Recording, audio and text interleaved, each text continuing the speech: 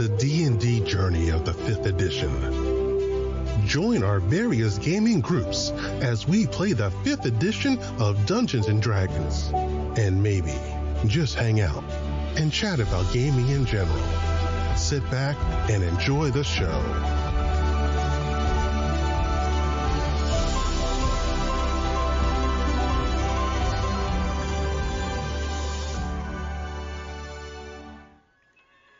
Hi, this is Kelly, aka Trixie from Ragnarok and Roll, assigned to Ragnarok Story, and Tilda Wimblewick from D&D Journey of the 5th Edition.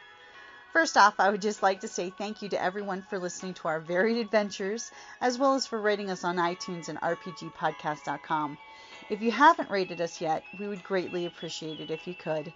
And if you're looking for more ways to support our efforts, we are now on Patreon, a great site where you can help us continue making more podcasts, as well as some special surprises for our patrons. If you can, please look us up at www.patreon.com/cppn. Every little bit helps. And again, thank you for listening. Hey guys, Jim here with Creative Flame Podcast Network, and it is 2022. We're almost halfway through the year. I mean, in fact, in a day or two, it's going to be the 6-month mark. So I figured it's a good time to touch base, get back in touch with friends who I've not been in touch with through most of the pandemic, because most of us were all doing our own thing during the whole pandemic's peak. So I've got Debra and Justin. Maybe a few others might be jumping in later, but maybe not. Don't know. So, hey guys, how are you doing? And again, alive and well. It's good to hear all your voices. I'm hanging in here. Well, okay. Hello. This is Justin Oldham. I'm the co-owner operator of Shadow Fusion Books. My wife is in the next room, so I have to be very careful about what I say. So I'm calling in today, talking to you from lovely Anchorage, Alaska. I can assure you that the far north has not broken loose and floated away during the pandemic. We're all still up here. We're all still doing fine. And yes, the state bird of Alaska is officially the puffin, but if you ask anybody who lives here, it's the mosquito. No, that's Houston. That's Houston. That's funny, because here in Tucson, the mosquitoes are tiny, but tough. But thankfully, both of you guys have mosquitoes that I think can fly away with small children, and neither of us have that. So, yeah, certainly small dogs. So how are you doing, Debra? Oh, doing okay. I'm Debra Hoenig Parizek, the founder of ParDen Gaming. We are hanging in there, though, on a pause. The pandemic hit us hard, and so we still have yet to publish the third supplement to Eververse RPG, which is the high-tech equipment list, and get out the remainder of the Kickstarter. We still had an adventure module to do as well. So as soon as we have some funds, we're going to have some fun and get these things published. Yeah, I definitely feel the pain on that one. And, getting books, period, right now is difficult in general, just getting anything off the boat, so to speak. So quick question, since I do have both you guys here, do you guys publish in country or out of country? I've never asked you either of that question. I'm in country. I go through drive-through RPG. Gotta love print on demand. So it's print on demand. Well, okay. Now you're making me feel bad because I'm international. I'm out to take over the world. Oh, I want to do that too. And I've had to ship like a couple of things myself. I think to Germany or something like that. But otherwise, from the Kickstarters that I have, Drive-Through RPG has been able to get my books across the pond, or ponds. It has been a while, so it's possible that they may have changed the rules. But I think the only books that I actually had to get shipped to me first, and then I had to send them, were to go to Germany. Well, just to follow up and clarify a little bit, I have developed a three-pronged attack strategy for what we do at shadowfusionbooks.com. And yes, we're putting out material through Drive-Through RPG. We're also working through Amazon. In the last year, we've opened up 2/3 of our catalog through Ingram, which allows us to publish internationally. And I don't mind saying, small brag here, but we're doing a fairly good business in the United Kingdom. I don't know who blabbed, but people over there are buying our stuff. So all I can say is thank you very much, and sorry about that whole Revolutionary War thing. I think after the World War I and II, we made amends for that. We're friends again, you know. But that is awesome that sales are going good over in the UK. I mean, let's not forget the UK has a huge gaming population. I mean, I had the honor back in 2021 to do one of their virtual gaming cons and GM some games, and they have a huge RPG following over there. Yes, absolutely, they do. I completely believe it. And last year, I want to say mid-2021, I was completely and totally blown away when we actually got an email from a game store in London, and they wanted to know if our stuff was available in their part of the world, and it was enough to incentivize us to say, we'll get back to you. And we did, actually. We emailed them back 6 months later and said, hi, remember me? Yeah, okay, our whole catalog, everything you could want is now available through Ingram. Please let us know if you have any further questions. Have a nice day. And they said, we'll order, and they did. Very nice. Sweet. That's definitely one of those deals of, you know, like even with our local game stores, game stores should not be shy about contacting, you know, publishers directly to get shit done, because that rather than going through the distribution hubs, you could totally go straight to the publisher and get probably a better deal, B, a better relationship, and you know the dispensaries, you know how they just give package deals, you know, it's like, okay, your game store wants books, here's books 1 through 20 of this that we pick for you, but you get no more of the ones you really want, just the ones that we want to give you. Oh, I completely agree with what you've said, but so far my experience has been that game store operators are, they're overworked, they're underpaid, and they are, quite frankly, badgered constantly by small independent game designers. Hey, would you please carry my stuff? Would you please carry my stuff? And half the time they want to scream before they ignore you, and the other half of the time they just ignore you. So that's an over prejudicial assessment on my part, but that has been my experience, and that is thus the number one reason why we moved heaven and earth to put our stuff out through Ingram, so that they can find us whenever they darn well please. That's definitely a good point, because yes, I know a few local game stores where, yes, when folks are making game products or game books themselves, they do get hit up quite often saying, can you put this on the shelf? Of course, you know, most of them I've done some of that. Yeah, I've done some of that here in Houston. Yeah, most of them are like really cool about the whole, here's the consignment dealio and how it works out, you know, which that's one of the big ones of, you know, like all connections, when you're trying to make connections with somebody, be decent, you know, make sure that you realize Absolutely. that you need to help them as much as they help you. I mean, as I've teased many a gaming group back when in-person gaming was the norm, make sure you're buying stuff from the store when you're going to the store to game, because they're providing you the venue. So it's only right that you respect the venue by, you know, buying soda at the store if that's what they sell, or picking up a game book once a month or so that way the store knows that you're there to help support them, not just mooching off their space. Yes, absolutely. I completely agree with that. And here's a sneaky little inside move for you, just in case anybody needs one. If you're trying to cultivate these relationships with your game store and you're still trying to plan for your eventual retirement, so many of these game stores have large comic book collections, and for a small fee, they will pull comic books that you request. They'll put them aside for you, and you can come in and, you know, pay for them all in one big stack once a month or something. And you as an investment, you can hardly go wrong with this. If you just have your game store select the number ones of just about everything that comes along. Pick and choose, polybag those number ones, and then keep a database inventory of them. And as you fill up a box, tape it up, put it aside, and then do not come back to it again until you're 65 years old, and you'll be shocked and appalled at how much that is worth. It's more than goodwill, it's retirement. That's actually a really good point, because I know for a fact many of them will gladly do that for you. As long as they know that your credit's good in the store, they will gladly do stuff like that for you, which is the big difference between the big chain stores and things, is you get that kind of service,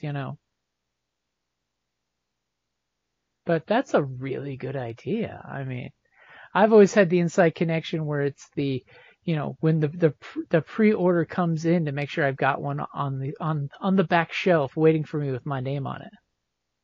Well, it's since we're talking about business here, I don't want to scare off anybody, but being a game designer is only half the problem.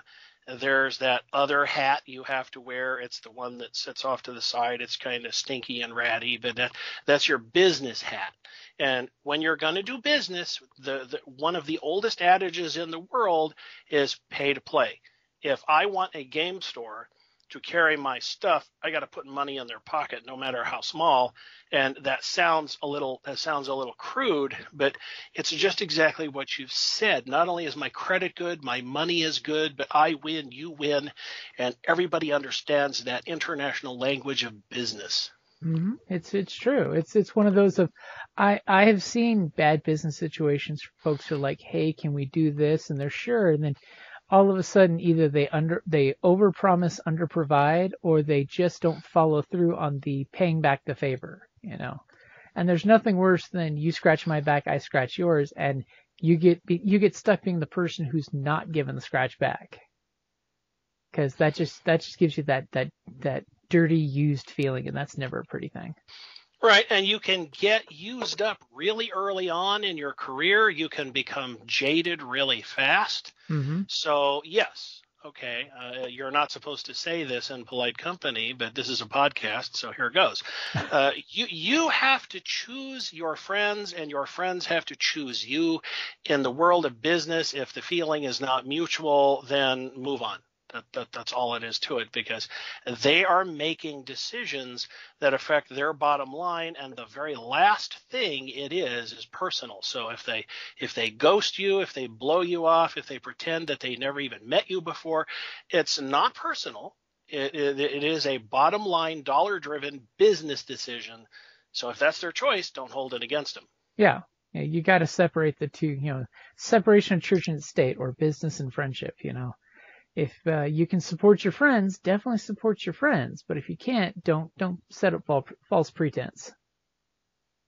No, not at all. And I can tell you that as a fiction writer, the very same paradigm applies. Especially for writing, because then you have the even harder market, because I'd honestly say from all of my writing friends that I've talked to, the act of being a writer and trying to actually have that as an income source as opposed to a hobby is immense. Gaming is way more easy to translate from a part-time job from a hobby to a part-time job, whereas writing, you have so many gatekeepers in the way. I mean, on every level, blocking everything from sales to distribution to even getting your name out there. Oh, yes, absolutely. I can say to you, hey, this is AC After Collapse. It's a post-apocalyptic tabletop RPG, and I don't have to say any more. You already know what it is. But the very instant I say, well, this is a novel about, okay, then your brain switches off, and you're playing elevator music inside your mind, and you lose them. You lose them too fast. They're gone. And when it comes to selling an RPG, every time I send emails out, my hit miss rate for every 15 emails I send, I get one response.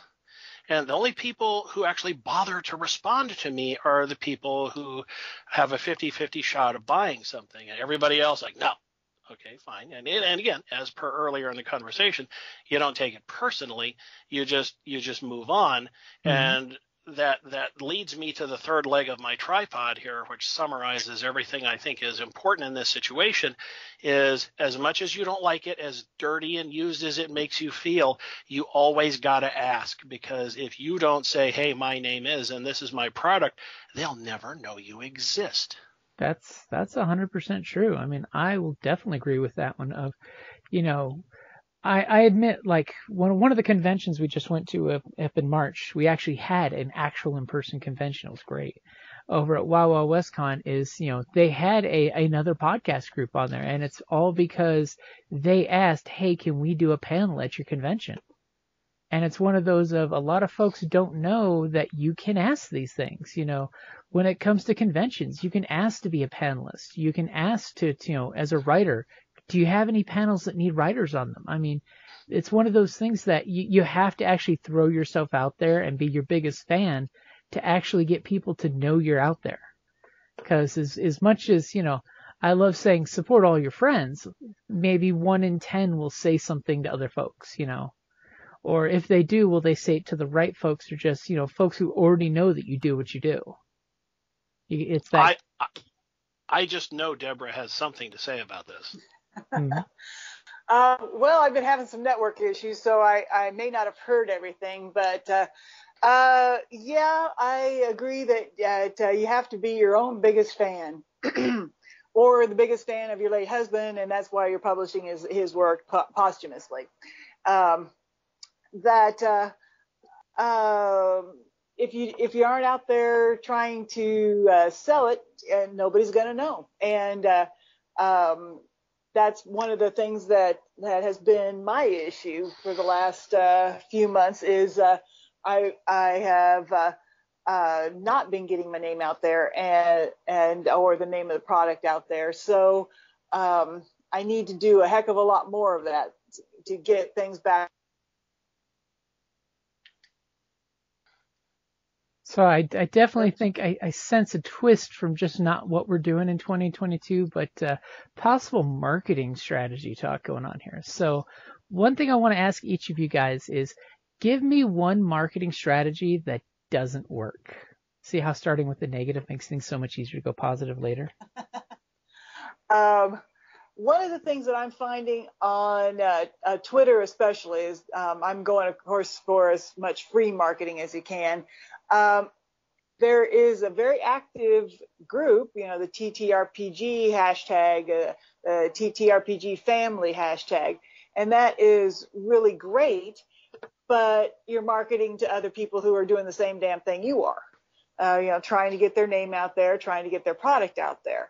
And so I need to find some more, more, generalized player hashtags to put my marketing message out on Twitter anyway, and then I'll hand it over to Justin. Well, my corollary to the social media thing boils down to just one thing: be on social media so that people who are likely to buy your stuff will find you when they look for you. Otherwise, I agree entirely with Deborah. Every time I sit down and go through social media and I send 50, 60, 70 texts, all I did was make myself feel better and waste a lot of time, because the people who are in the same sphere, hey, don't talk to me about that, I'm trying to sell my own stuff, or their thing is, hey, I'm already playing this really way cool thing, and yeah, I'll get back to you later. So when it comes to social media, you just want to be there so that people who want what you have to sell, when they come looking, you're findable. Now, in terms of marketing that does not work, buying logo advertising space on T-shirts. Oh, that is that's expensive and it doesn't work, and I know that from firsthand experience.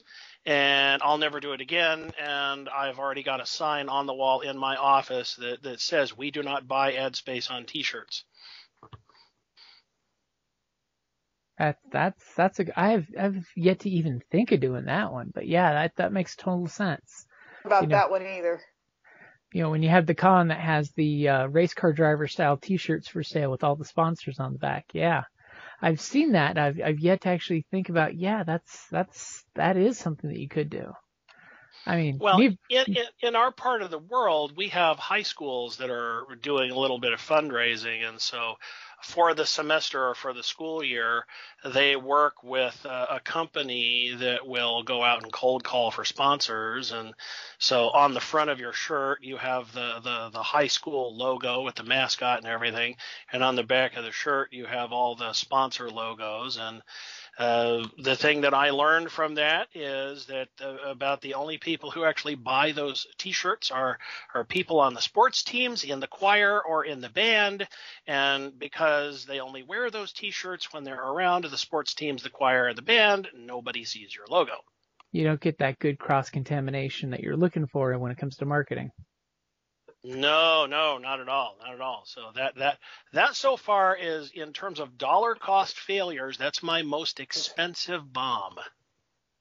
Yes, they are, and people can be so nasty. I mean, if you see an ad, just scroll on by it. They don't have to get in there and troll you. I mean, I had somebody put years ago or something like that. That was a picture. A little girl's foot stepping in dog. On the lines of, I don't need this. I don't need this. And I didn't need to see that. Yeah, I didn't need that on my ad. Much like a TV commercial. If you don't like it, just turn the channel or keep on scrolling. There's no need to be nasty about it. Yeah, mute it if you don't want to hear it. Just don't. You don't have to be a troll. But it's that old nobody can see me, so I can say whatever I want to sort of thing. Yeah, the emboldenedness of the anonymity of the internet. I've learned something about this specific tactic that I think is useful, especially when we're talking about the dreaded Facebook. The only other maneuver that I found that works is if you reach the largest number of people in the shortest amount of time. The one thing that will absolutely get you backlash on social media is if somebody sees your ad more than once. So when I've done it, when I've done it, I've spent all my money for a single day. And so instead of 10,000 people a day over 10 days, maybe fine. We're hitting 100,000, 300,000 people once. That's a good one. Yeah. Because the first time they see it, they're either going to say, "Oh no, please no," and they'll scroll on, or they'll say, "Hold on, wait a minute," and they'll click. And if you make them see it a second or third time, that's when you start getting into the negatives. But in terms of ROI, return on investment, we have reached a point where Facebook ads just don't make sense for a lot of small independent game designers because what you have to do, I don't know, 2 years or more. Yeah. Well, the thing I've learned is a sort of a passive defense strategy. You want to be in the places where people are going to look. And because it's only a matter of time until they look. And because in the world of social media, you can put tags on anything that you post. If I post and I put post-apocalyptic or post-apoc, then, okay, someday it might be 6 days, 6 weeks, 6 months, 6 years from now. But eventually somebody is going to type into Facebook, tell me about post-apocalyptic. Tell me about post-apocalyptic role-playing games. Okay. When that person goes to look, I'm there. And that includes YouTube, it includes Twitter, it includes anything else. And while it's counterintuitive, what it really means is that, okay, yes, your time is for all intents and purposes free. You can't monetize it. But when you're not spending dollars, when you're not giving money to Zuckerberg, or you're not giving money to presumably Elon Musk 5 minutes after he owns Twitter, then what you're doing, you're still on these platforms, but you're there. You're waiting patiently for other people who want what you have to find you. That's actually a Right. really good Sounds point. good. Because, yeah, I was definitely going to throw out for my marketing fail was totally going to be the Facebook ad space. Oh, please continue, brother. So for me personally, I've decided like 2 or 3 different times, especially when we had events that we were going to and we're going to have panels, for the events, to once again go back to the whole support your venue. Because if it's their stuff, I'm going to totally support their stuff and add that stuff. And I discovered that I went through, did all the metrics, find out what age group, what interest group, blah, blah, blah, all that good stuff. And lo and behold, it ended up advertising just to the people on my friends list who were already part of the event. So it was kind of totally a waste for the advertisement because I was basically preaching to the choir. I was not adding value of extra eyes to the situation because it's all the people who are actually going to be there too. Granted that it was great because a week later they realized, holy crap, I didn't record. No, you recorded that event. I was on that panel. And then they get to watch the podcast episode of that. So that was good in that regard. But pretty much Facebook ads is totally just a waste of cash. And then, of course, you get the harassment later on of, what, $5 credit to add another $15 to an ad? Because it's the marketing. But yeah, Yes, I totally absolutely. realized that Facebook ads is a total scam. It's on par with the old idea, like in World of Warcraft when it was the buy gold. It's totally one of those deals of it might work for 1 in 1,000 people, but it's not going to be a good way of spending money. So now, my question for the crew here, just for fun, what is the most successful thing you do that does not cost you a dime? Ooh, I like that question. That's a good one. I can tell you what mine is, but I want the rest of you to go first. Deborah, you want to go first? I have to say, I don't have anything at the moment in answer to that. I haven't been doing much in the way of marketing. I'm of late.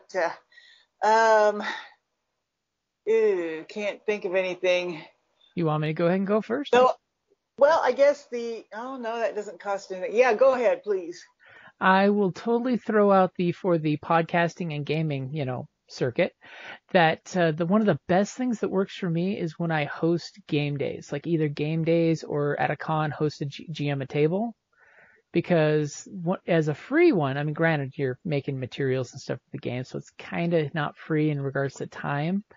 But the fact that it gets word of mouth out there. It's one of the big ones is, for podcasts, a lot of folks are really 5 minutes or less, and they've made up their mind if they're going to ever listen to the show again.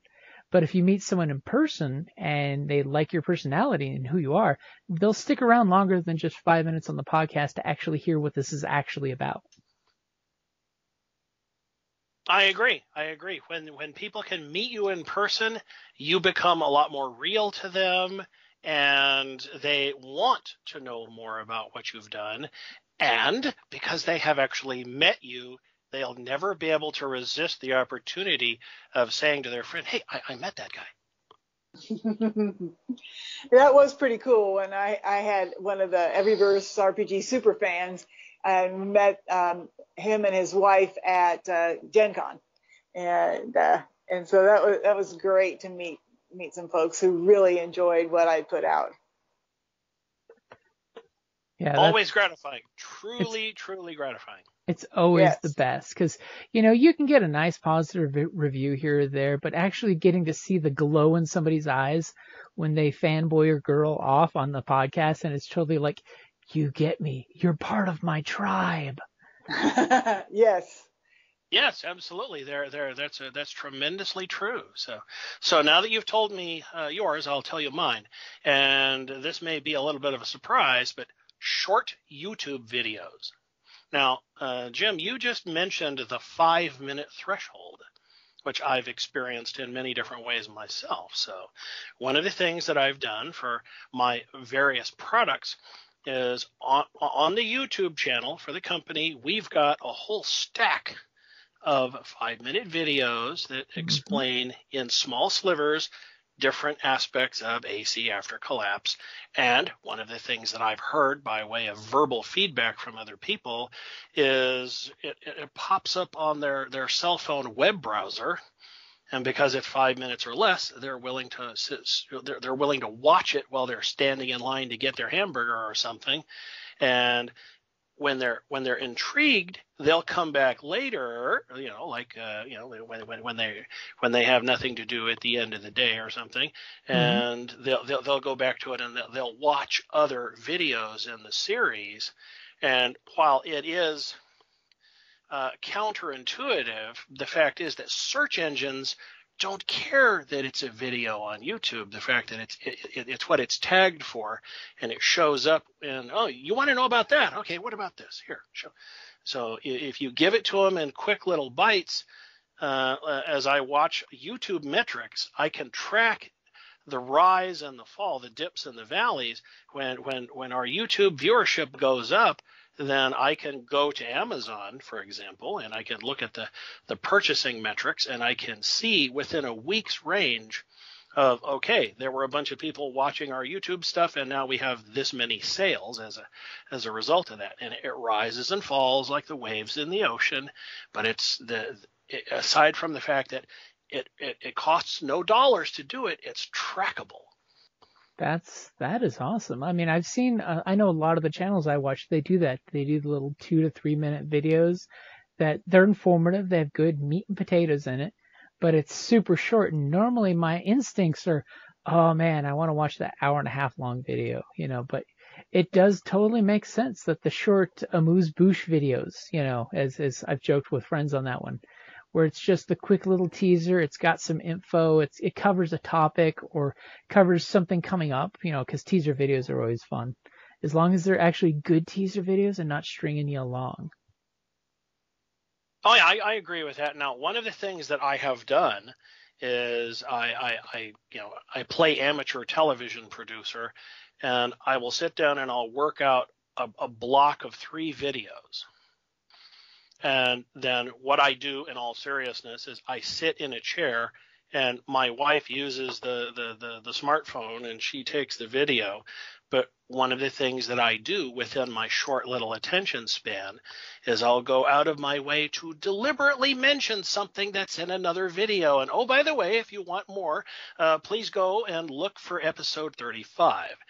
Because it'll say a lot more on the subject. Now, turning back to the issue at hand, it's blah, blah, blah, blah, blah. You are a genius, my friend. Yep, you got some good ideas there, my man. And again, it's what does not cost money.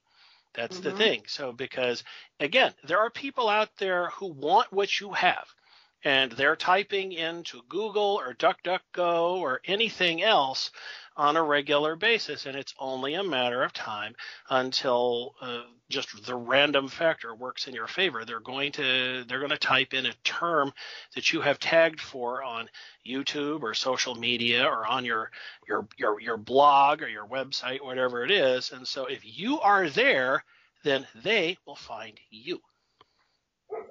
That's very, very true.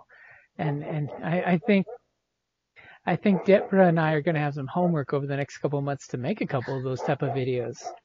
Oh, yeah. I have just a couple of videos out on my YouTube channel, so I can definitely do more. That's for sure. Oh, somebody's got an opinion back there. Yes, that would be the beast in my house. Apparently someone just drove in the alleyway, and she's very opinionated of how she scared the bad people away. Mine is being a bed hog. He's just hanging out, waiting for walk time. So that's definitely something that we're going to have to try over the next few months, is to do a couple more teaser videos, because I've been really bad about that. I mean, 2022 has been a rough year. I mean, just in general of finding motivation, finding the the audience slash participants in getting gaming and stuff going. And so I'm definitely thinking in the second half of 2022 that at least Debra and I got to double up our game on the YouTube videos, because I love that idea. Did you guys have any other suggestions for each other, even on regards to any kind of marketing idea? Besides, the ever loving, let's market each other's stuff and be each other's fans. My philosophy when it comes to marketing is, what can I do that spends no money? And while that sounds cheap as hell, the fact is, if you actually bother to look, the list is fairly long. And when you actually start doing this stuff, you'll notice one thing absolutely leaps out at you. Sometimes you're the only one. And when that happens, you keep your mouth shut. You don't go on podcasts like this and blab it all over the place. You actually just you do it. And it all boils down to the same thing. You're out there for people to find you. So if you have a blog and you're unhappy because you're not getting looked at very often, the fact is you're getting looked at and it doesn't cost you anything. If you have a YouTube channel, again, as per earlier conversation, same sort of thing. When you have a website, don't just don't just go out there and write dry content for the website. This is our product and this is where you find it. Please click on the link. No, it's not anything like that. When you have content on your company website, every single word, every single paragraph of your descriptions, whatever you put out there, is read by the internet as a keyword search term. So if Justin Oldham puts on his website, I like Porsches and linguine, and somebody asks Google, who else other than me likes Porsches and linguine? Guess what Google's going to say? Oh, you've got a website just for you. So it works like that. So when you're promoting your product, in my case, it's post-apocalyptic RPGs. I'm very keen to talk about post-apocalypse and collapse and nuclear war and biochemical and this and that and the other thing, all kinds of stuff that makes me interesting to the NSA, but also makes me interesting to the post-apocalyptic gamer who says, gosh, I wonder if anybody did this. Well, yes, as a matter of fact, I did. I'm just waiting for you to show up. Which is very true, because then it lets the word of mouth help carry it the rest of the way. I mean, I know this last weekend at Wasteland at Uranium Springs, I believe it was Detonation 8, 9, something like that. I've lost track with the pandemic. But mention was brought up of different, what's your favorite post-apocalyptic RPGs? And yes, After Collapse was thrown out there. And not by me. You've just made my day.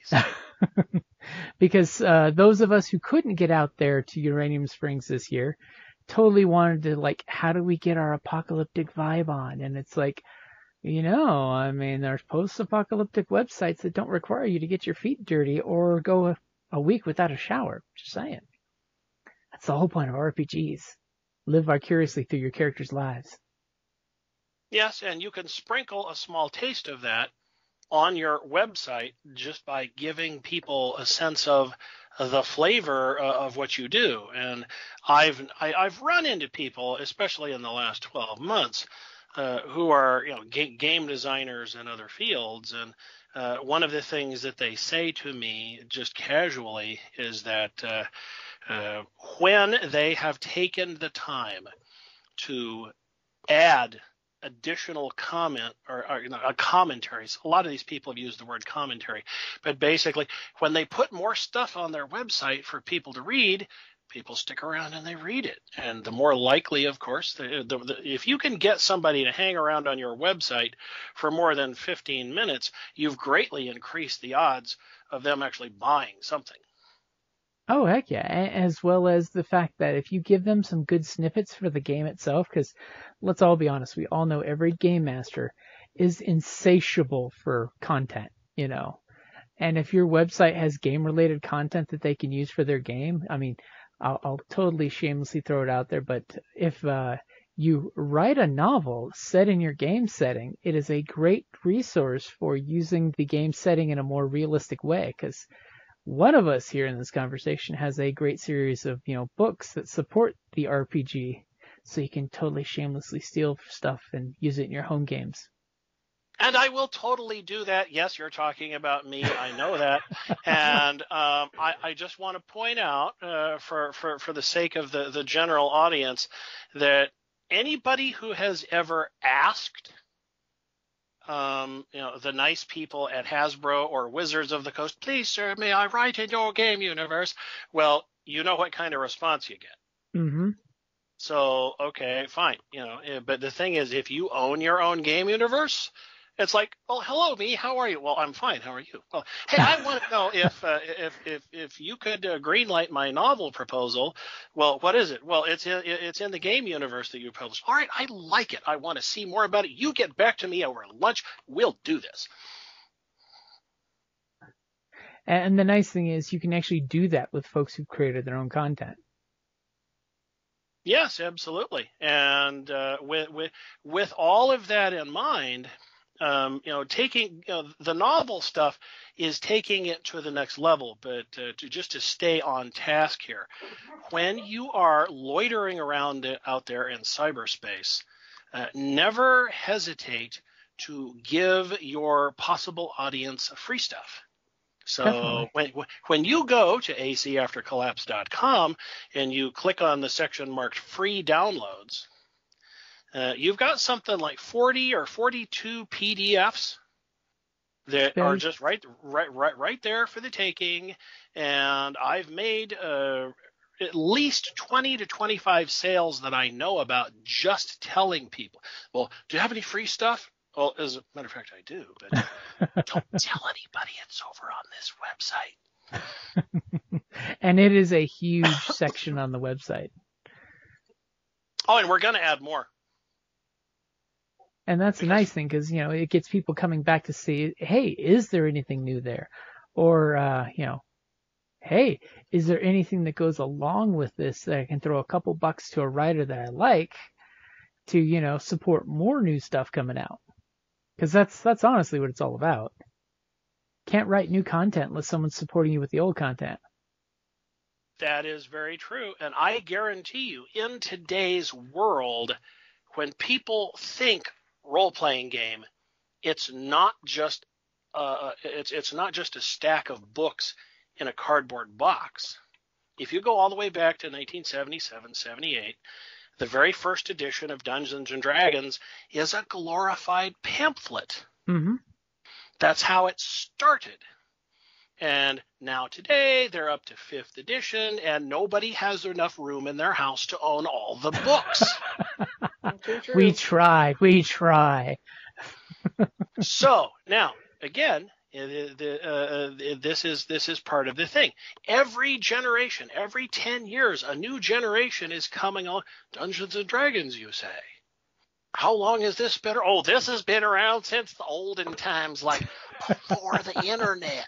No, really? Yes. No. What is that, like on stone tablets? No. Come over here and let me show you. And so yeah, and with all of this in mind, goes back to Justin's philosophy: be out there, be somewhere, so that when somebody looks, they can find you. Yep. And I'll totally throw a teaser out because I think we need to do another episode about that. But also, when you find awesome shit, do reviews. It's again, from the consumer point of view, it's something free you can do for the provider. I won't harp on that much, but write reviews. Even though Amazon is evil and takes 6 months to review your review, and might still deny it because I still have issues with Amazon reviews because I've written way too many that have not made it to the page. Amazon. Why must you be so good to us and so bad to us at the same time? Because they can. Well, I've got my own theory on that. And do you want to do this now or later? Let's save that one for later when we do a review episode. All right, folks. I want to do one. Absolutely. So I was going to say, wrapping up for an episode about where we are in 2022, is there any projects that in the next few months you guys have coming to fruit? or any plans that you have, conventions, book sales, anything like that going on? I We think know I'm that. going to be. I was just going to say, I think I'm going to be doing my homework, as we talked about. And there's a possibility that we might get that third supplement out the door. It'll be late in the year, though. We have. I have to secure funding, and then of course artists and layout artists and everybody. And getting art is hard. It really, really is. I mean, yeah, that could be another whole episode too. With I was talking with somebody about artwork, and they called it an arms race for artwork out there.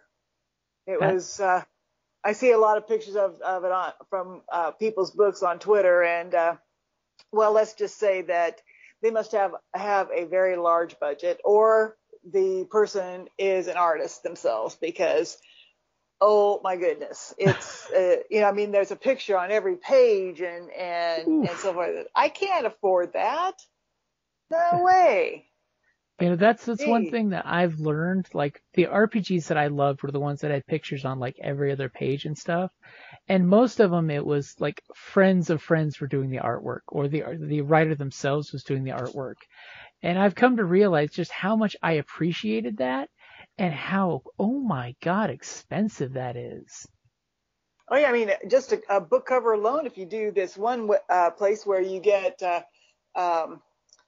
you do a contest, that the last time I did it was $3.99 just for that, and it's been 2 years or more like that. So who knows what it is now?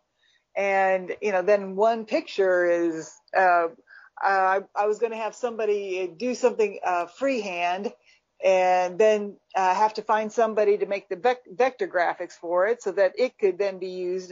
And it was going to be a whole thing, probably, $200-300 just for one picture.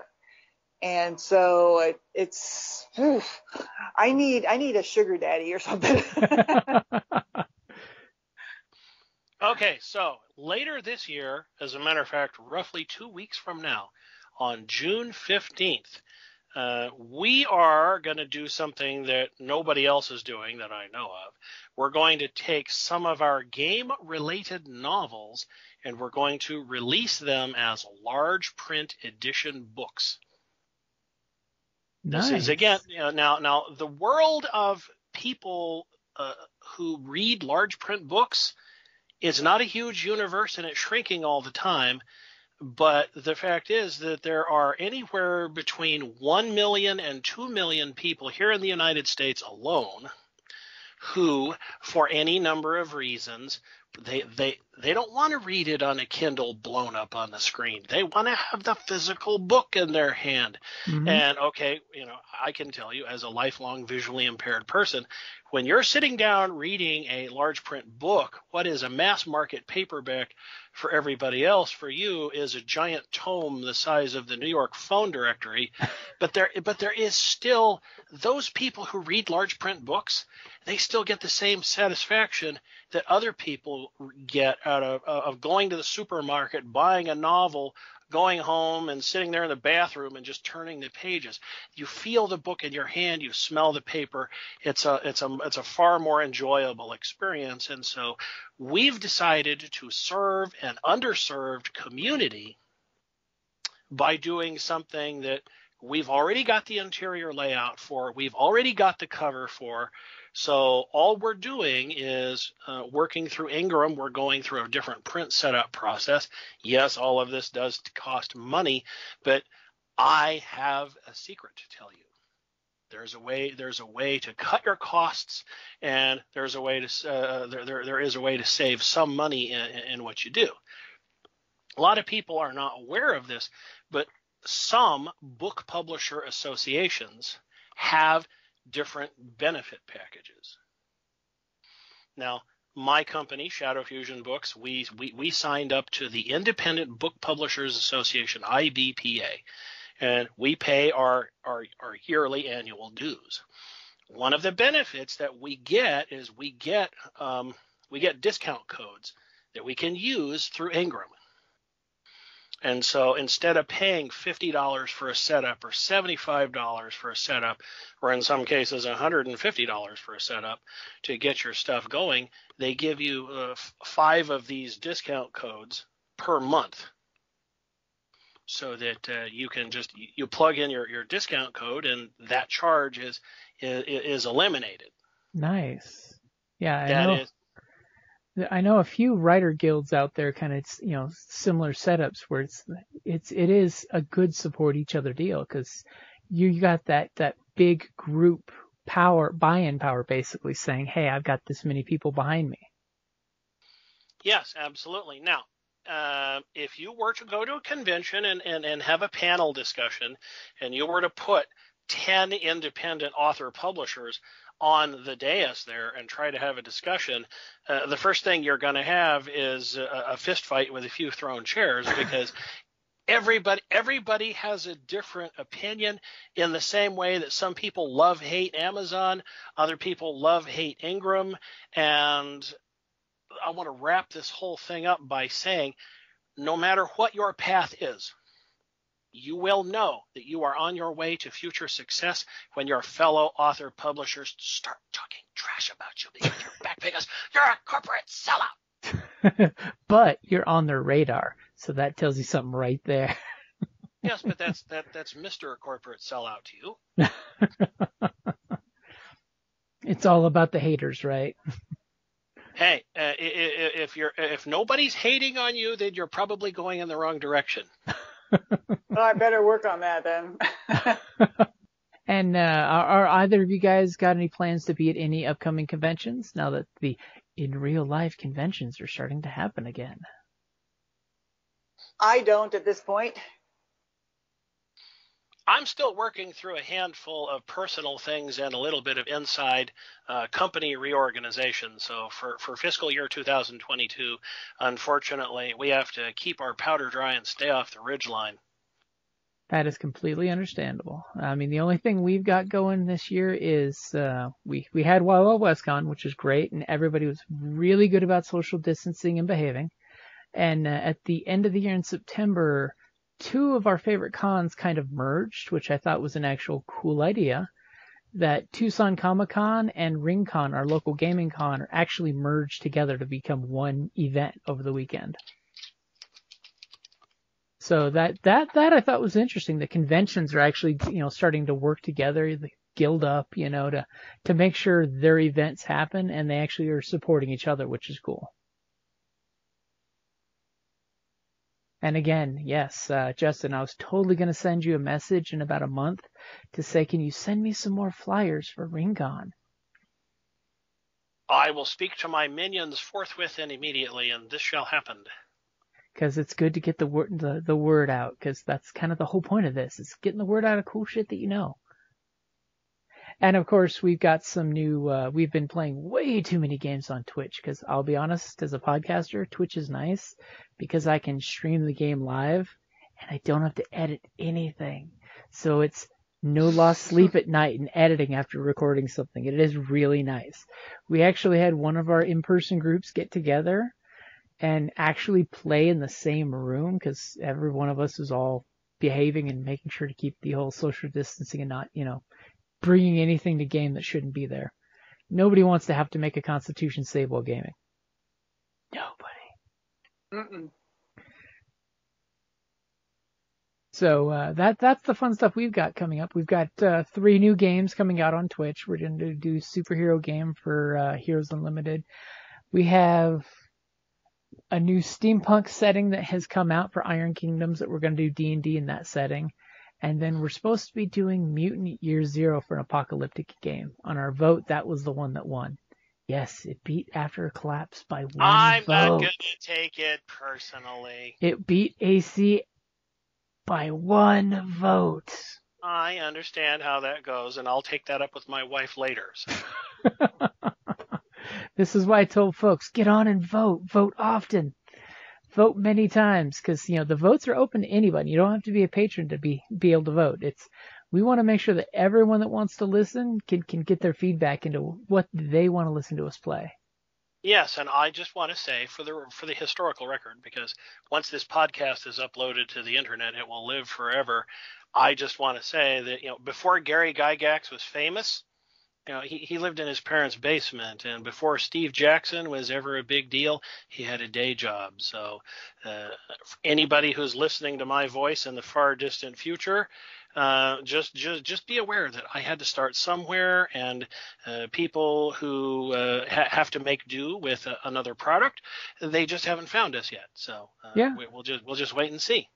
And definitely, try new things, buy new books. Read additional things if it's something in the genre you like. Follow the authors. See if they...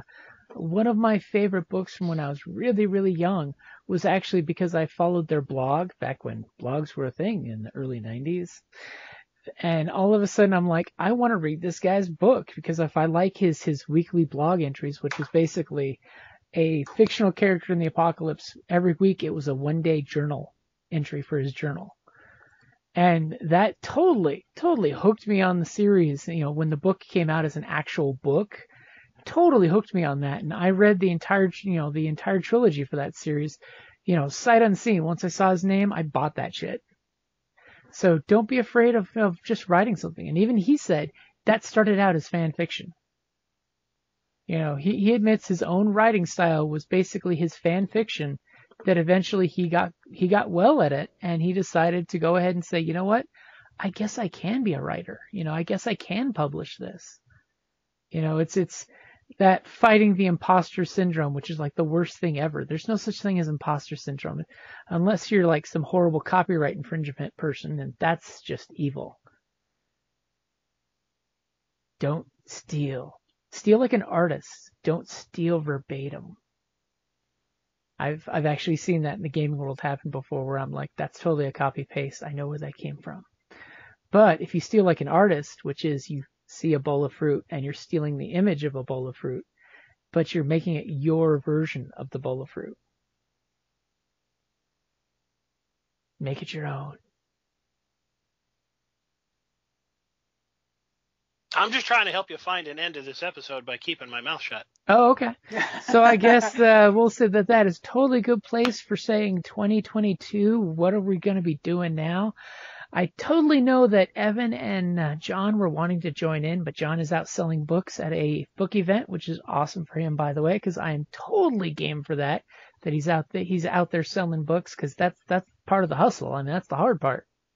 Yes. And Evan, wherever he is, I hope he is doing well, and we will hopefully talk to him later on, because he's got many, many irons on the fire, from making dice to getting more things set from Paradigm Lost published. So I'm totally looking forward to when he gets back to the monthly webzines, because that's a format that I really, really do like. See, yes, absolutely. That's an extra one I'm going to throw out there. Is webzines. It's just like the blogs. It's a nice, good, solid, crisp webzine is always a good thing. Thank you for listening to D&D Journey of the 5th Edition, a member of the Creative Play and Podcast Network. Please follow us on Patreon at patreon.com/CPPN to never miss a show or stream.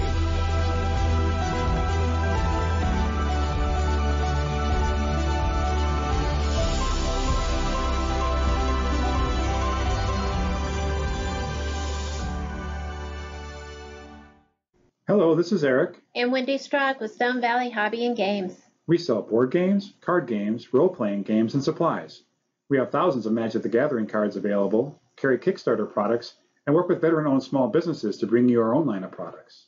We are a small business retailer, but we offer competitive prices, a loyalty system, and free shipping on orders over $100.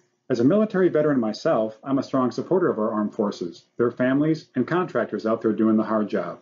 So any order from an AA, AE, or EP address will be shipped absolutely free. Remember, StoneValleyGames.com, where we take your leisure seriously.